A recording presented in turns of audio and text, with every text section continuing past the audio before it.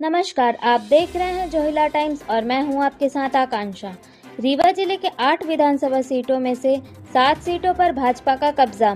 सिरमौर विधानसभा क्षेत्र में दिव्यराज सिंह ने प्रचंड मतों से जीत दर्ज कर क्षेत्र की जनता का आशीर्वाद प्राप्त किया। भाजपा की जीत की खुशी में भाजपा संयोजक द्वारा देऊर मंदिर में करवाया गया सुंदरकांड का पाठ। रीवा जिले के सिरमौर विधानसभा क्षेत्र में भाजपा की प्रचंड मतों से हुई जीत के उपलक्ष्य में भाजपा संयोजक अर्पित पांडे के द्वारा प्रसिद्ध देऊर मंदिर में करवाया गया सुंदरकांड का पाठ। सुंदरकांड के पाठ में मीडिया प्रभारी विनोद पांडे व अन्य कार्यकर्ता भी रहे उपस्थित। क्षेत्र के कई मुद्दों और क्षेत्रीय आम जनों के बीच चल रही आम चर्चा को लेकर हमारे संवाददाता सुशील पाठक की भाजपा संयोजक सहित अन्य से खास बातचीत। नमस्कार, आप देख रहे हैं जोहिला टाइम्स और आपके साथ में सुशील पाठक। दोस्तों, इस समय हम यहाँ भोलेनाथ की नगरी, पवित्र नगरी गोहटा के देऊर मंदिर में हैं और हमारे साथ भाजपा के कुछ कार्यकर्ता हैं। भाजपा की प्रचंड मतों से हुई जीत के उपलक्ष्य में भाजपा कार्यकर्ताओं द्वारा सुंदरकांड के पाठ का आयोजन किया गया है। तो आइए मैं कुछ इन लोगों से जानना चाहता हूँ कि पाठ का आयोजन किया गया है तो किस उद्देश्य से किया गया है और इनका अगला उद्देश्य क्या है, मैं कुछ जानने का प्रयास करूंगा। तो सबसे पहले मैं भाई साहब आपसे जानना चाहूँगा, आप पहले अपना नाम बता दें। अर्पित कुमार पांडे, लोक शक्ति केंद्र संयोजक। ये बताइए, भारतीय जनता पार्टी की प्रचंड मतों से जीत हुई है ना, इसी उपलक्ष्य पर आप लोग यहाँ सुंदरकांड के पाठ का आयोजन किया गया है, तो क्या कहना चाहेंगे इस पर आप? इस पर हम यही कहना चाहेंगे, भोलेनाथ की कृपा है और जनता जनार्दन का आशीर्वाद मिला, लाडली बहनाओं का आशीर्वाद मिला, किसानों का मिला, सभी का आशीर्वाद मिला। इसीलिए पूरे मध्य प्रदेश में 163 सीट आई है और हमारे सिरमौर क्षेत्र के युवराज दिव्यराज सिंह जी की प्रचंड जीत 13,500 मतों से हुई। तो एक मेरा प्रश्न आपसे और अभी है कि प्रचंड मतों से जीत हुई है, पर विपक्ष पार्टियों द्वारा खुलेआम आरोप लगाया जा रहा है कि इलेक्ट्रॉनिक वोटिंग मशीन जो है उसमें गड़बड़ी की गई है। अगर गड़बड़ी नहीं की गई होती तो इतने प्रचंड मतों से भाजपा की जीत न हुई होती। तो इसमें आप क्या कहना चाहेंगे, क्योंकि विरोधी लोग ऐसा कह रहे हैं। अब इसके अलावा बचा ही क्या उनके पास? यदि ऐसा होता तो रीवा जिले की 8 विधानसभा सीट जो है तो भाजपा भारतीय जनता पार्टी के अंडर में होती, जबकि सिमरिया विधानसभा सबसे हार्ड सीट थी। वहाँ के केपी त्रिपाठी जी बहुत ही लाडले विधायक वहाँ के हैं, तो इतने कम मतों से उनकी हार नहीं होती। ये तो लोगों का कहना है, लोग बदनाम करेंगे इसका, और हार के बाद लोगों के पास बचता ही क्या है इसके अलावा, है ना जी।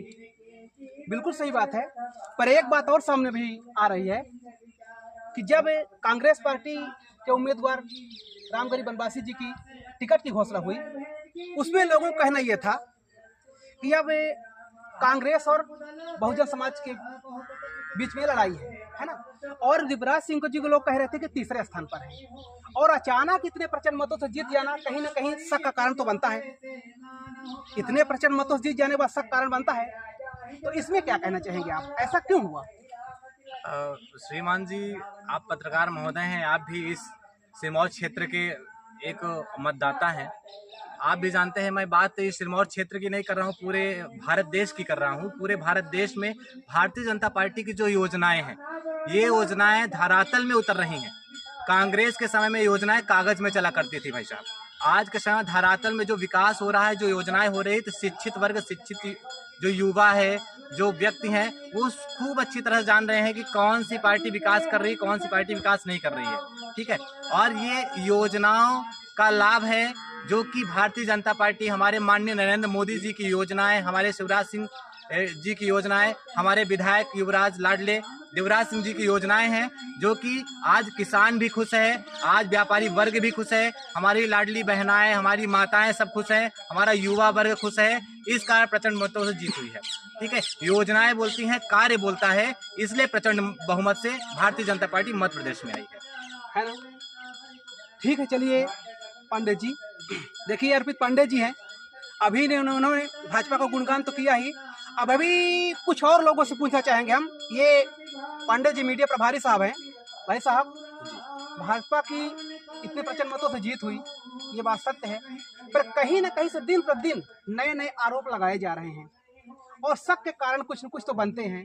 तो आप मीडिया प्रभारी हैं, मीडिया प्रभारी के होने के नाते आप क्या कहेंगे? ऐसा है, विपक्षियों का काम ही है आरोप लगाना। और अब अच्छी तरह से जनता भी जान गई है, हमेशा वो आरोप लगाते हैं ईवीएम के ऊपर जब हार जाते हैं, कभी फील्ड में तो काम करते नहीं। भारतीय जनता पार्टी हमेशा फील्ड में काम करती है, देश हित में काम करती है, लोगों के लिए काम करती है, किसानों के लिए काम करती है, युवक वर्ग के लिए काम करती है। और रही बात हमारे माननीय विधायक जी, तो 10 सालों में जो उन्होंने कार्य किया है वो आज तक सिरमौर विधानसभा में 70 सालों में वो कार्य नहीं हुआ है। तो विधायक जी कुछ ऐसे कार्य आप बताइए हमारी जनता को। जी बिल्कुल जरूर। विधायक जी द्वारा किए गए कार्य दो में कॉलेज, सरकारी कॉलेज खुल गए जो आपके नष्टिगमा और बैकुंठपुर में, दिव्यगमा और बैकुंठपुर में हो गए। सिविल हॉस्पिटल का काम चालू हो गया है जबा में, सिविल हॉस्पिटल एक बन गई है सिरमौर में। और अनुविभागीय अधिकारी वो भी बन गया है जबा में, एसडीएम कोर्ट भी बन गया है जो कि चालू भी हो गया है। तो बहुत सारी ऐसी चीज है। पनियारी घाट की भूमि पूजन भी हो गई, वहाँ भी कार्य चालू हो गया है। ये ऐसा कार्य था जो शायद श्रीनिवास तिवारी जी के कार्यकाल तक में। थोड़ा सा आपकी बात हम यहाँ पर रोकना चाह रहे हैं। अभी आपने कॉलेज की बात कही। जी जी। तो इस कॉलेज को लेकर भी लोग आरोप लगा रहे हैं कि अगर यही कॉलेज अतरैला में बना होता और ज्यादा से ज्यादा लोग लाभान्वित होते। ये कॉलेज वहाँ नष्टिगमा में क्यों बना दिया गया? नहीं, अब वही चीज फिर मैं बोल रहा हूँ, लोगों का तो काम है आरोप लगाना, लेकिन आपको पता है कि इस समय भी सबसे ज्यादा माने छात्रों की उपस्थिति दिव्यगमा कॉलेज में है, पूरे समूचे क्षेत्र। नहीं, अतरैला में होता तो और बीच के लोग सारे वहाँ पर सुविधा का लाभ ले लेते। नहीं, ऐसा कुछ नहीं है, वहाँ भी सुविधा का लाभ प्राप्त हो रहा है। चूंकि क्या है, कॉलेज मध्यस्थ में है और कॉलेज खोलने के लिए उसके स्टेडियम के लिए जमीन भी उपलब्ध होना जरूरी है। और रेलवे स्टेशन के पास है और डभौरा, जबा, अतरैला सबके बीच मध्यस्थ में पड़ता है, इसलिए वहाँ कॉलेज खुला है। और रही आरोपों की बात, और तो दूसरी बात यह कि जो लोगों में चर्चा है कि भारतीय जनता पार्टी में नई नई योजनाओं की घोषणा रोज होती है और बहुत सारे भूमि पूजन भी किए जाते हैं, लेकिन काम कहीं नहीं शुरू होता। इसमें क्या कहेंगे आप? ये तो खैर लोगों का बोलने का काम है, लेकिन सबको पता है कि भाजपा ही एक ऐसी पार्टी है जो अगर घोषणा करती है तो 100% वो काम भी करती है। जितनी भी घोषणाएं हुई, सबसे बड़ी घोषणा थी श्री राम मंदिर की, धारा 370 की, महिलाओं के क्या बोलते हैं 3 तलाक की थी। अच्छा, क्या नाम है आपका? विनोद पांडे। ये तो भाजपा के आप हैं, भाजपा प्रशंसा करेंगी। चलिए अब कुछ लोगों से पूछते, भाई साहब आपका क्या नाम है, बताइए। यमुना प्रसाद जायसवाल। आप किस पार्टी से हैं? बस भाजपा के सहयोग। तो आप भी भाजपा गुणगान करेंगे? जी, भाजपा से मतलब नहीं। अच्छा, है। भाजपा के कार्यकाल में आप खुश हैं? जी। चलिए ठीक है। देखिए, ये भाई साहब लोगों ने बताया, आपने सब इनकी बात सुनी ही। क्या नाम भाई आपका?